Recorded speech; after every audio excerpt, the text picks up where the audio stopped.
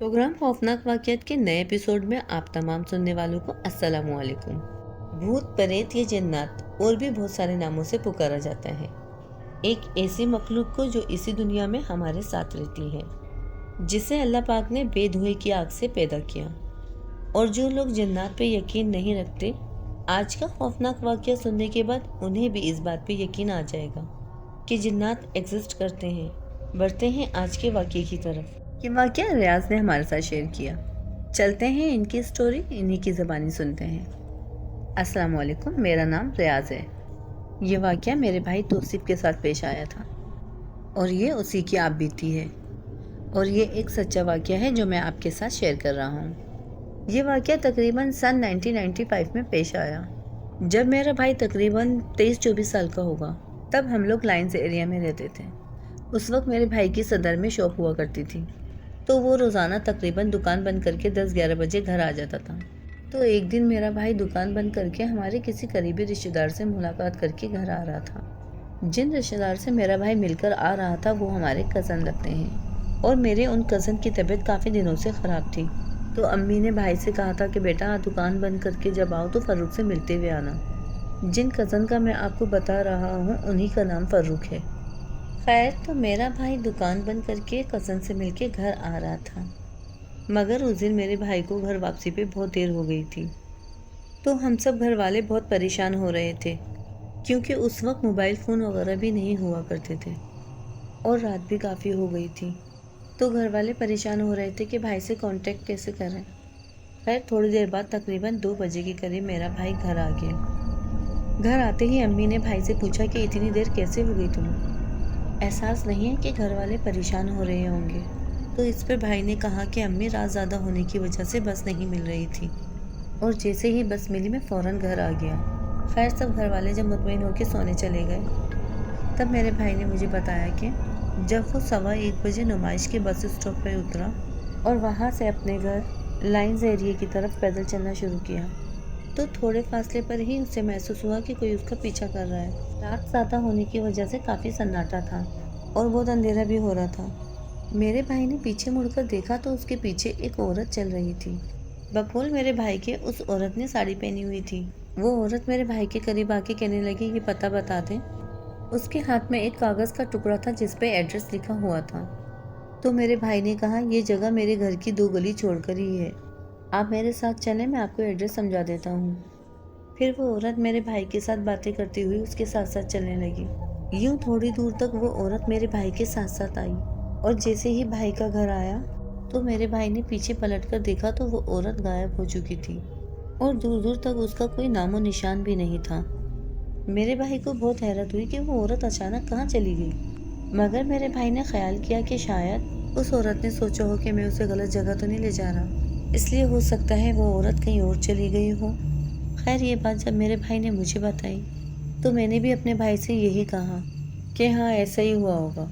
रात ज़्यादा होने की वजह से वो औरत डर के मारी किसी और गली में मुड़ गई होगी, कि कोई भी औरत किसी अनजान लड़के पे कैसे भरोसा कर सकती है। बस ये बताकर मेरा भाई सोने चले गया। मगर मेरा भाई जब सुबह देर तक सोता रहा तो अम्मी उसके कमरे में जाकर जब उसे उठाने लगी तो वो उठ नहीं रहा था। फिर मैंने ज़बरदस्ती उसे उठाने की कोशिश की, जिस पर मेरा भाई मुझ पर चिल्लाने लगा और बड़ी मुश्किल से उठा। तो अम्मी भाई के ऊपर गुस्सा होने लगी कि आज तुम काम पर नहीं गए, क्या हो गया है? तो भाई ने कहा, तबीयत बहुत ख़राब है। और भाई की आवाज़ भी कुछ भारी सी हो गई थी।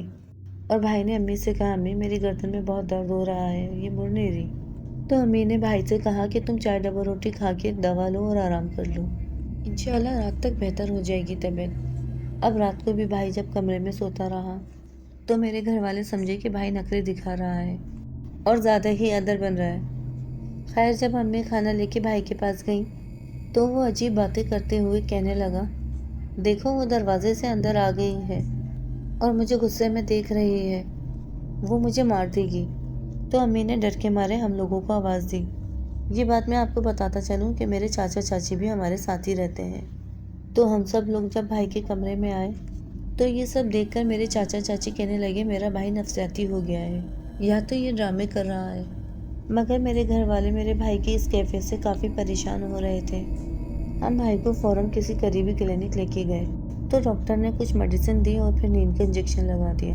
اس کے اگلے روز جب بھائی اٹھا تو بظاہر تو نارمل لگ رہا تھا، لیکن جیسے ہی مغرب ہوئی تو میرے بھائی کی حالت دوبارہ سے خراب ہو گئی اور روزانہ رات کو میرے بھائی کی طبیعت خراب ہو جاتی تھی۔ اس طرح میرے بھائی کی حالت کی خبر پورے خاندان میں پھیل گئی اور رشتہ دار میرے بھائی کی خیریت معلوم کرنے بھی آئے۔ انہوں نے میرے بھائی کو دیکھتے ہی کہا، یہ کسی عاصف کا چکر ہے اور یہ کسی جھپٹ میں آ گیا ہے۔ بہتر ہوگا آپ کسی عملیات کرنے والے سے رابطہ کریں یا کسی مولوی سے رجوع کریں۔ تو میرے ابو مسجد جا کے مولوی صاحب کو گھر لے کر آئے۔ مولوی صاحب نے پانی پر قرآن آیت دم کر میرے بھائی کو پلایا، جس پر میرے بھائی کو وقتی طور پہ فائدہ ہوا۔ لیکن کچھ دنوں بعد میرے بھائی کی حالت بگڑنے لگی، تو میں نے پھر مولوی صاحب سے رابطہ کیا تو انہوں نے کہا کہ آپ قرآن پاک کی صفحات کی ہوا اپنے بھائی کو دیں۔ لیکن جیسے ہی میرے گھر والے قرآن پاک میرے بھائی کے قریب لے کے جاتے تو میرے بھائی کی حالت اور بگڑنے لگتی۔ مولوی صاحب بھی میرے بھائی کی کیفیت صحیح طرح نہیں سمجھ سکے۔ تقریباً 2 مہینے سے میرے بھائی کی حالت ایسی ہی تھی۔ صبح میں وہ بالکل ٹھیک ہوتا اور جیسے ہی مغرب ہوتی اس کی حالت بگڑ جاتی۔ ایک دن آفس میں بیٹھا ہوا میں اپنے بھائی کے بارے میں اپنے دوستوں سے ڈسکس کر رہا تھا۔ میں نے اپنے دوستوں کو اپنے بھائی کی حالت کے بارے میں بتایا تو میرے دوستوں نے کہا کہ تم اسے کسی نفسیاتی ڈاکٹر کو دکھاؤ۔ تو پھر میں اپنے بھائی کو ایک نفسیاتی ڈاکٹر کے پاس لے کے گیا۔ پھر وہاں میرے بھائی کا MRI ہوا اور پھر کچھ مختلف ٹیسٹ ہوئے، مگر میرے بھائی کی رپورٹس بالکل کلیئر آئیں۔ ڈاکٹر نے اچھے سے معائنہ کرنے کے بعد بتایا کہ میرا بھائی بہت زیادہ خوفزدہ اور ذہنی دباؤ کا شکار ہے، یا کسی نے میرے بھائی کو ڈرایا یا دھمکی وغیرہ دی ہے۔ ڈاکٹر کی یہ بات بالکل درست تھی، کیونکہ میرا بھائی خوفزدہ ضرور تھا، لیکن جس پراسرار شے کی وجہ سے میرا بھائی ڈرا ہوا تھا، اس خفیہ شے تک ڈاکٹر کا علاج ممکن نہیں تھا۔ ڈاکٹر کی دی ہوئی میڈیسنز میں نے اپنے بھائی کو ضرور استعمال کرائی، مگر میرے بھائی پر اس میڈیسن سے کوئی فرق محسوس نہیں ہوا اور میرے بھائی کی حالت مزید خراب ہوتی گئی۔ بس یہ میری خوش قسمتی تھی کہ میری ملاقات ایک ایسی ہستی سے ہو گئی جو اس قسم کا علم رکھتے تھے، اور میری ان شخص سے ملاقات ٹھٹی کی درگاہ سے ہوئی۔ جب ان صاحب کو میں اپنے ساتھ گھر لے کر آیا اور ان صاحب نے جب میرے بھائی کو دیکھا تو انہیں اندازہ ہو گیا کہ میرے بھائی پر کچھ اثرات غالب ہیں، اور یوں ان صاحب نے میرے بھائی کا علاج شروع کر دیا۔ مسلسل 6 مہینے تک میرے بھائی کا علاج چلا، لیکن ان صاحب نے فیصلہ کر لیا تھا کہ اس بلا سے جان چھڑا کر رہیں گے۔ اس کے بعد انہوں نے میرے بھائی پر کچھ پڑھ کر دم کیا تو میرے بھائی کی حالت بہت خراب ہو گئی اور وہ کہنے لگا کہ وہ عورت آ گئی ہے اور وہ مجھے جان سے مار دے گی، اور باقاعدہ میرے بھائی نے ایک طرف اشارہ کر کے بتایا کہ وہ عورت وہاں بیٹھی ہے اور وہ عورت مجھے مار ڈالے گی، اور وہ کہہ رہی ہے کہ میں تجھے اپنے ساتھ لے جاؤں گی۔ جب ان صاحب کو یقین ہو گیا کہ وہ عورت مکمل طور پر میرے بھائی پر آ گئی ہے تو انہوں نے بہت زور سے میرے بھائی کے بال پکڑ کے کچھ پڑھنا شروع کر دیا۔ ابو اور چاچو نے میرے بھائی کے ہاتھ پاؤں پکڑے ہوئے تھے، کیونکہ وہ بلا میرے بھائی پر غالب آ چکی تھی اور میرے بھائی میں بہت طاقت آ گئی تھی۔ اب ان صاحب نے میرے بھائی کے بالوں کو پکڑ کر کہا کہ تو کون ہے، کہاں سے آئی ہے اور تو اس لڑکے سے کیا چاہتی ہے؟ اس پر میرے بھائی کی زبانی وہ بلا بولی کہ میں سندھ سے آئی ہوں اور میں اپنے ٹھکانے پر عبادت کر رہی تھی، اور اس لڑکے نے میری عبادت کو ناپاک کیا ہے۔ میں اسے اپنے ساتھ لے کے جاؤں گی اور اسے نہیں چھوڑوں گی۔ اس پر عامل صاحب نے کہا، تجھے اس لڑکے کو چھوڑنا پڑے گا ورنہ میں تجھے جلا ڈالوں گا۔ اب تو کیا چاہتی ہے؟ اور تو جانتی ہے اس لڑکے نے جان بوجھ کر تیری جگہ ناپاک نہیں کی۔ اس لڑکے کو کیا معلوم کہ تو وہاں بیٹھی بھی عبادت کر رہی ہے۔ یوں عامل صاحب نے بہت دیر تک بات چیت کر کے اس بلند عورت سے وعدہ لیا کہ وہ میرے بھائی کو اب تنگ نہیں کرے گی اور اس کا پیچھا چھوڑ دے گی، اور جو جگہ میرے بھائی سے انجانے میں ناپاک ہوئی تھی اسے ہم لوگ صاف کر دیں گے۔ پھر اس عورت نے ایک درخت کے نیچے اپنا ٹھکانہ بتایا اور بھیٹ میں ہم سے 2 کالے بکرے بھی مانگے اور کہا کہ یہ دونوں بکرے درخت کے نیچے باندھ کے چلے جاؤ اور پھر پیچھے مڑ کے مت دیکھنا۔ اور پھر ہم لوگوں نے ایسا ہی کرا۔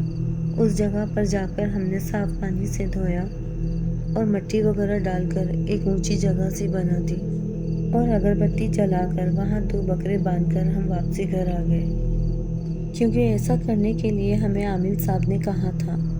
اور میرا بھائی جب ہوش میں آیا اور نارمل ہوا تو میں نے اپنے بھائی سے اس روز ہونے والی تمام باتیں معلوم کی کہ وہ کس جگہ اترا اور کس کس جگہ سے گزرا۔ اس پر میرے بھائی نے بتایا کہ میں بس اسٹاپ پر اترا اور سیدھا گھر آ رہا تھا کہ کچھ دور جانے کے بعد مجھے رفع حاجت محسوس ہوئی تو میں نے ایک درخت کے نیچے بیٹھ کر پیشاب کیا اور وہاں سے چل دیا، اور کچھ دور جانے کے بعد مجھے وہ ساڑی والی عورت نظر آئی تھی۔ اسی وجہ سے وہ عورت میرے بھائی کا تعاقب کرتے ہوئے اس پہ غالب آئی تھی۔ اس کے بعد وہ بلا نما عورت میرے بھائی کو پھر تنگ کرنے کبھی نہیں آئی، اور یہ بات ہم آج تک نہیں بھول پائے کہ میرا بھائی 6 مہینے تک ایسی اذیت میں رہا۔ یہ میرے بھائی کی آپ بیتی تھی جو میں نے آپ کے ساتھ شیئر کی۔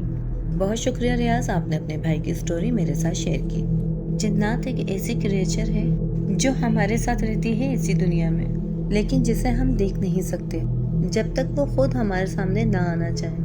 آپ تمام سننے والوں سے یہی کہنا چاہوں گی کہ جنات کو ہم اپنی ان آنکھوں سے نہیں دیکھ سکتے، لہٰذا ہمیں طہارت کا خاص خیال رکھنا چاہیے، اور اگر رفع حاجت محسوس بھی ہو تو کوشش کریں کہ گھر جا کر ہی کریں، کیونکہ ہمیں نہیں پتا کہ کس جگہ پر جنات آباد ہیں۔